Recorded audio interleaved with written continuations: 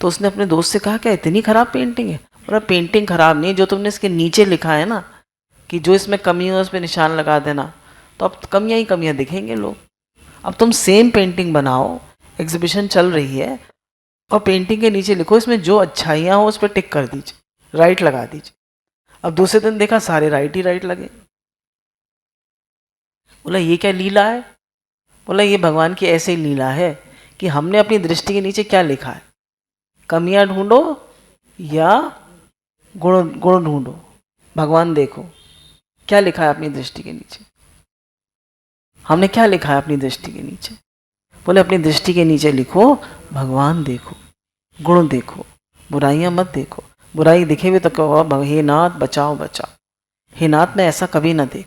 निश्चय करो कि भगवान मुझ में है, और जिन भगवान में मेरा निवास है वही भगवान सब में है, और उन्हीं भगवान में सबका निवास है। अतएव दूसरा कोई है ही नहीं। भगवान ही भगवान में बसकर भगवान की भगवती लीला कर रहे हैं। बोले सब रूप में भगवान है, और ये जितना भी व्यवहार है, जितना भी व्यवहार है, ये सब भगवान की लीला चल रही है। हम कहते हैं ना उसने ऐसे कर दिया, उसने ऐसे कर दिया, वो ऐसा है वो ऐसा है। बोले नहीं, सब भगवान की लीला है, क्योंकि सब रूप में भगवान है। तो क्या हो रहा है? सब में भगवान की लीला हो रही है। जब सब रूप में भगवान है तो क्या हो रहा है? भगवान की लीला हो रही है। अब इन्होंने एक दृष्टांत लिखा है इसमें कि एक बार गीता वाटिका में गोरखपुर में अखंड नाम संकीर्तन चल रहा था। बहुत सारे साधुगण आए हुए थे, और वहाँ पे करीब करीब 18 पूस की कुटियाँ बना देते हैं, पूस की कुटियाँ बना देते हैं, छप्पर छप्पर पड़ा होता है, पूस की दीवार होती है। तो रात को करीब 11 बजे लालटन से कुटियों में आग लग गई। 15 कुटियाँ जो थी वो एक साथ जल गई। तो जितने साधु लोग उसमें सोए हुए थे सब बाहर निकल आए, और किसी को एक आग की लपट भी नहीं लगी, सब बच गए। और सारी कुटिया जो थी पूस की वो 1 मिनट में राख का ढेर हो गई। तो लोगों ने कहा, साधु लोग जो कहने लगे कि आग तो लगी पर भगवान ने सबको बचा लिया, सब साधुगण बच गए। जब दूसरे दिन सत्संग हुआ तो हनुमान प्रसाद पोद्दार ने क्या कहा, कल रात 11 बजे आग लगी और पीछे की 15 कुटियाँ एक साथ जल गईं। उस समय हम में से कुछ लोगों ने कहा अच्छा हुआ भीतर कोई आदमी नहीं था। इससे वह स्पष्ट होता है कि आग लगना तो अच्छा नहीं हुआ, कोई मनुष्य नहीं जला वह अच्छा हुआ। तो आग जलना अच्छा हुआ या नहीं? बताइए। नहीं, है ना? नहीं, आग नहीं लगनी चाहिए थी। अब देखिए आगे क्या कहते हैं। गीता जी का जो तात्पर्य है उसके अनुसार हमें इस घटना के विषय में विचार करना है। साधकों की 2 ही दृष्टियां हैं, एक ज्ञान की और दूसरी भक्त की। अब जो कह रहे हैं आग लगी वो अच्छा नहीं हुआ, हम तो यही कहेंगे अच्छा नहीं हुआ। पर लोग बच गए ये अच्छा हुआ, पर कह रहे हैं भगवान का हर विधान मंगल में, ये आग लगी ये भी अच्छा हुआ, आग लगी ये भी अच्छा हुआ। 2 दृष्टियां हैं, एक ज्ञानी की दृष्टि है और एक भक्त की दृष्टि है। ज्ञानी की दृष्टि में आनंद को छोड़कर कुछ नहीं, ज्ञानी की दृष्टि में सिर्फ आनंद ही आनंद है, और भक्त की दृष्टि में भगवान की लीला है। ज्ञानी की दृष्टि में आनंद के अलावा कुछ नहीं है, और भक्त की दृष्टि में क्या है? भगवान की लीला में कभी अमंगल नहीं हो सकता, और भगवान की लीला में कभी अमंगल नहीं होता। ये हड्डी टूट जाती है कभी हमारी, कभी कोई बीमारी निकल आती है, कभी पैसे का नुकसान हो जाता है, कभी हमको कोई बुरी तरह कर देता है। बोले सब भगवान की लीला है, वो कुछ नहीं कर रहा, सब भगवान की लीला है। भले ही वे लीला हमें अच्छी न दिख पड़े, परंतु मंगलमय का कोई भी विधान अमंगलमय नहीं होता। कह रहे हमें वो लीला अच्छी नहीं लग रही, पर है भगवान की लीला, और मंगलमय का कोई भी विधान अमंगलमय नहीं होता। दृष्टांत सुना होगा, नामदेव जी की कुटिया में आग लग गई, तो आधी कुटिया में आग लगी थी, तो इधर का सामान भी वो उधर डालने लगे। भगवान आपने आधी कुटिया में ही भोग लगाया, और आधी कुटिया में भोग ही नहीं लगा, आओ भगवान इधर भी भोग लगाओ। बोले आपकी तो ऐसी दृष्टि नहीं हो सकती। अब देखिए अखंडानंद जी ने इसमें लिखा है, वहाँ पे अखंडानंद जी भी थे। तो ये जो मैंने दृश्य देखा तो मुझे कभी कभी मेरे मानस पटल पे, मतलब मेरे मन पे मुझे दिख जाता है कि खूब सारा कीर्तन चल रहा था और 18 कुटिया जो थी वो जल गई। उसमें सभी प्रांत के साधक मौनी फलहारी रहकर अपना अपना साधना कर रहे थे, केवल भगवान नाम ही उच्चारण करते थे, इसके अलावा और कोई शब्द नहीं। वो केवल भगवान का नाम लेते थे, वो जितने लोग रह रहे थे, और दूसरा शब्द बोलते ही नहीं थे। ऐसी उनकी साधना चल रही थी। भगवान की सेवा पूजा भी सब करते थे। रात के समय किसी कारणवश आग लगी, हाहाकार मच गया, नोट, कपड़े, सामग्री आदि सब जल गईं। ठाकुर जी की सेवा, चित्रपट, पाठ के ग्रंथ भी भस्म हो गए। आग लगने पर भाई जी हनुमान प्रसाद पोद्दार अपने कमरे से बाहर निकल कर आए और बोले, अग्निदेव के रूप में स्वयं भगवान पधारे हैं। बोलिए सच्चिदानंद भगवान की जय। खूब घी लाओ, खूब बूरा लाओ, भली भांति इस रूप में भगवान का सत्कार करो। बोले खूब घी लाओ, बूरा लाओ और भगवान को भोग लगाओ। करेंगे आप? कोई ऐसा करेगा? किसी की इतनी हिम्मत है? किसी की ऐसी दृष्टि है? देखिए संतों की दृष्टि, और एक हम का है। कितनी चिड़मिड़ है हमारे जीवन में। वैसे ही किया गया। मैं भी गुफा के समान बनी हुई अपनी सेवा कुटी के बाहर आ गया था और भाई जी के वह भक्ति भाव को देखकर गदगद हो रहा था। सचमुच भाई जी ने जीवन भर इस सिद्धांत का प्रतिपादन किया कि सब कुछ भगवान की लीला है। हम कहते हैं ना, वो उल्टा चलता है, वो ऐसे करता है, वो ऐसे करता है, मैं क्या करूं? बोले वो उल्टा नहीं चल रहा, वो भगवान की लीला है। आज इस बात को पक्का कर लीजिए, कोई उल्टा नहीं चलता, सब भगवान की, पक्का कर लीजिए। हनुमान प्रसाद पोद्दार जी ने इस बात का जीवन भर प्रतिपादन किया कि सब भगवान की लीला है, सब रूप में भगवान ही है। उनके प्रवचन और क्रियाकलाप में सर्वत्र भगवत भाव ही अभिव्यक्ति देखी जाती थी। बोले उनके हर एक्शन में भगवत भाव के अलावा और कुछ रहता ही नहीं था, सिर्फ भगवत भाव रहता था। अब कह रहे ज्ञानी की दृष्टि कैसी होती है?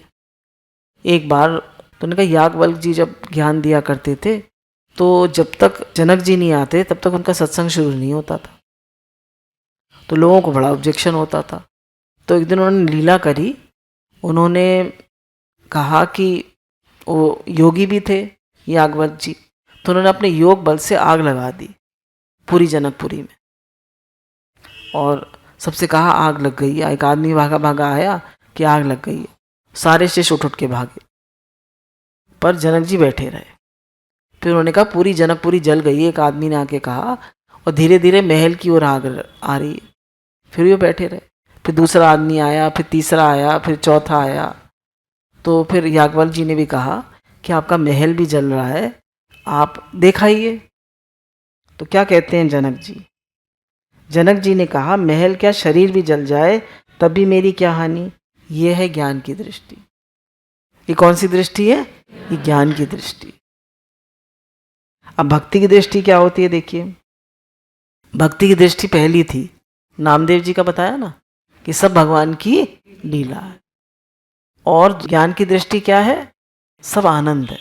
भले ही महल भी जल जाए, शरीर भी जल जाए, तो भी आनंद है। ये सब रूप में भगवान है। अब बताए कर्म की दृष्टि क्या है? अब तीसरी दृष्टि कर्म की है। उस दृष्टि को लेके ये विचार करना चाहिए कि आग लगी क्यों। ये कर्म की दृष्टि है। तो हमसे कुछ गलती हुई होगी तभी आग लगी। यदि इसी प्रकार अनिच्छा से हम किसी कर्म का फल मिल गया तो अच्छा ही हमारा कर्म कट गया। बड़े हम नहीं चाह रहे थे। कौन चाहता है बीमार होना? कौन चाहता है कि उसका कोई अपमान करे? कौन चाहता है मेरे बिजनेस में नुकसान हो? कौन चाहता है हमारे काम में आग लग जाए? कोई चाहता है? हमारे को नहीं, कोई नहीं चाहता। पर कह रहे हैं हो गया तो हमारी इच्छा से हुआ, अनिच्छा से हुआ? अनिच्छा से हुआ ना। तो कहने का भी अनिच्छा से कुछ हो भी गया तो क्या हुआ? हमारा कर्म कट गया। क्या हुआ? हमारा कर्म कट गया। किसी पाप कर्म का कट जाना तो आनंद की बात है ना। तो अगर हमें कभी हमारी मर्जी के खिलाफ कुछ मिले तो क्या कहें? भाई हमारा पाप कर्म कट गया, शुक्राने। इस प्रकार भक्ति, ज्ञान, कर्म तीनों की दृष्टि से इस घटना में अमंगल की संभावना नहीं। न ज्ञान की दृष्टि से, न भक्ति की दृष्टि से और न कर्म की दृष्टि से अमंगल किसी भी घटना में है ही नहीं। मंगल ही मंगल। इसके सिवा दूसरी बात है, इस आग में द्वारा भगवान ने ये शिक्षा दी है कि साधक को इस प्रकार सर्वस्व सुहा कर देना होगा। कह रहे एक शिक्षा और थी जो सब कुछ जल गया, कि भगवान ने कहा है गीता में, सब धर्मान परित्यज्य माम एकम शरणम व्रज 18:66। तो भगवान सभी धर्मों का त्याग करके अपनी शरण में आने के लिए कहा है। यदि हमने कुछ भी अपने लिए बचा कर रखा है तो सर्वस्व समर्पण नहीं होगा। बंगाली में कहते हैं, जे करे आमाश आश तार करी सर्वनाश। जब तक सर्वनाश नहीं होता तब तक भगवान नहीं मिलते। इसके लिए तो तन मन धन सभी भगवान पर न्यौछावर कर देना होगा। जब तक ऐसा भाव रहेगा कि ये शरीर मेरा है तब तक भगवान नहीं मिलेंगे। कह रहे पत्नी मेरी है, लड़का मेरा है, घर मेरा है, पैसा मेरा है, बिजनेस मेरा है, जब तक ये भाव रहेगा तब तक भगवान नहीं मिलेंगे। जब सब कुछ भगवान को अर्पण हो जाएगा कि मेरा कुछ नहीं है, सब भगवान आपका, घर आपका, बच्चे आपके, मैं आपका, बिजनेस आपका, सब कुछ आपका प्रभु, मेरा मुझ में कुछ नहीं, जो है सब तेरा। भगवान ने कहा, मयेव मन अध्यस्व मयि बुद्धिम निवेश्य। गीता 12:8। मन और बुद्धि भी मुझे सौंप दो। जो भगवान में ही लगे रहें, किसी समय भगवान में लगे रहें, ये बात भगवान ही समझा देंगे। कह रहे हैं जब आप भगवान में अपने मन बुद्धि अर्पण करते हैं तो भगवान ही आपको समझा देते हैं, ज्ञान भगवान ही करा देते हैं आपको। आपने सब कुछ भगवान को अर्पण कर दिया, वह भगवान के हो गए ना, तो आपको ज्ञान भी भगवान करा देंगे, भक्ति भगवान आपको करा देंगे, सब वही करा देंगे। अब इसमें इन्होंने एग्जाम्पल दिया है कि जब ध्रुव जी जो थे, भगवान प्रकट हुए, 5 साल के हैं, साधना कर रहे हैं, एक पैर पे खड़े हैं, भगवान के लिए साधना कर रहे हैं।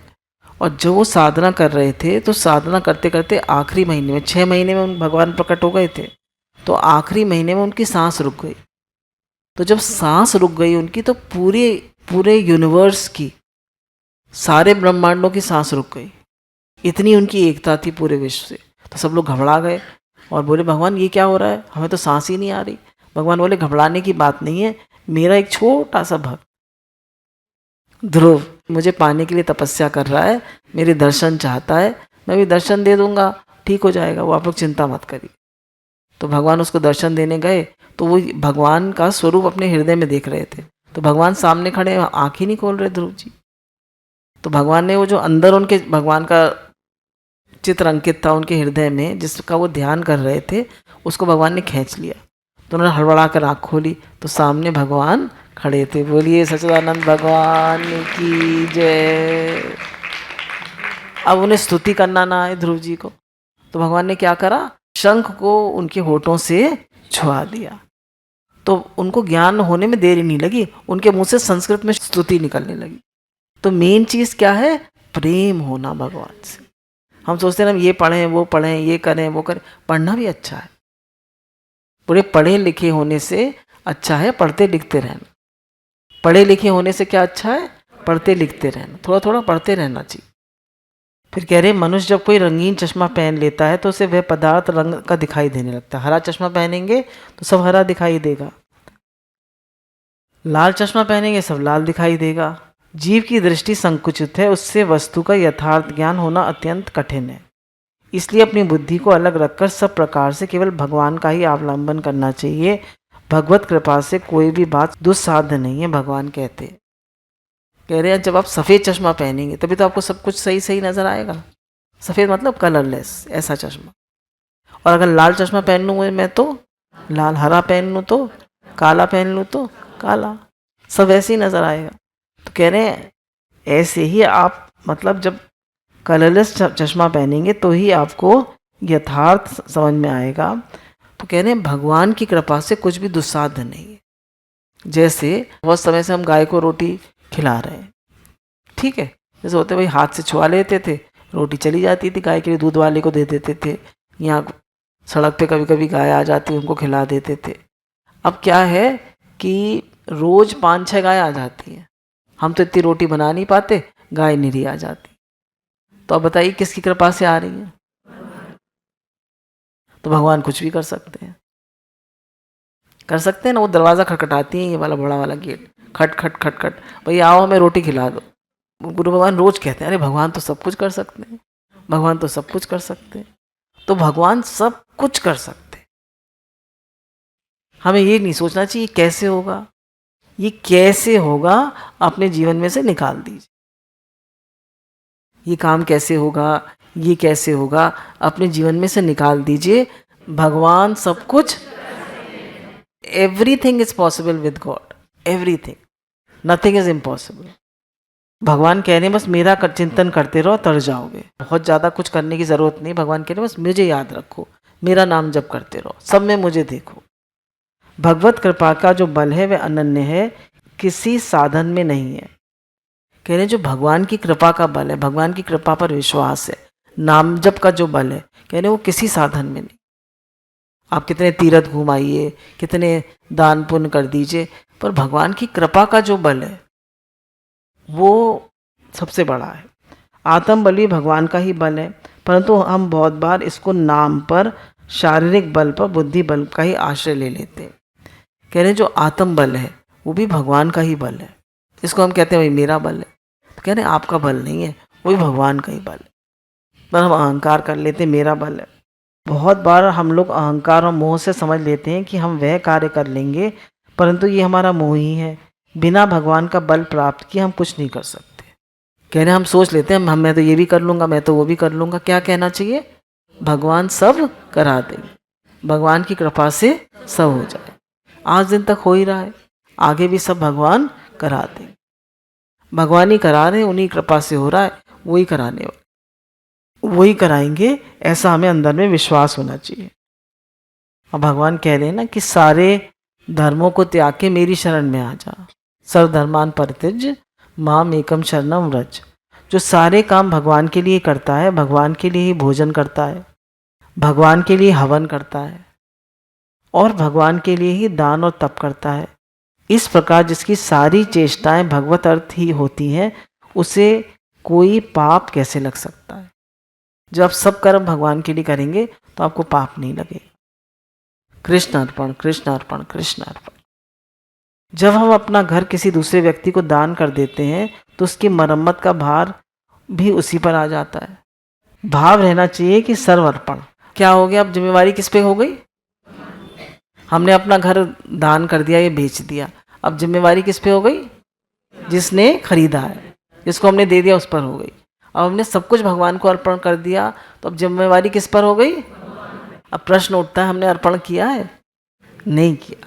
तभी तो हमें चिंता होती है, तभी तो हमें फिक्र होती है, तभी तो हमें टेंशन होती है। हमने अर्पण नहीं किया। वहाँ सर्व समर्पण नहीं है। ये अहंकारी बातें हैं। जहाँ तक अहंकार है वहाँ तक सर्वस्व समर्पण नहीं है। इसमें ये कहने की गुंजाइश नहीं है कि हमने अर्पण किया। सर्व समर्पण हो जाने पर तो हम भगवान के ही हो जाते हैं, भगवान में हो जाते हैं और वही हो जाते हैं। कह रहे जब हमने सर्व समर्पण कर दिया तो हम भगवान के ही हो जाते हैं और सब कुछ भगवान का हो जाता है। फिर हमें चिंता नहीं रहती, किसी बात में हमें टेंशन नहीं होती, चिंता नहीं होती, हम परेशान ही नहीं होते, क्योंकि सब भगवान की लीला है।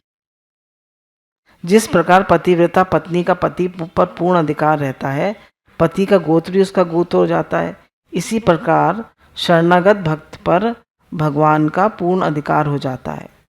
भगवान का गोत्र ही उसका गोत्र है।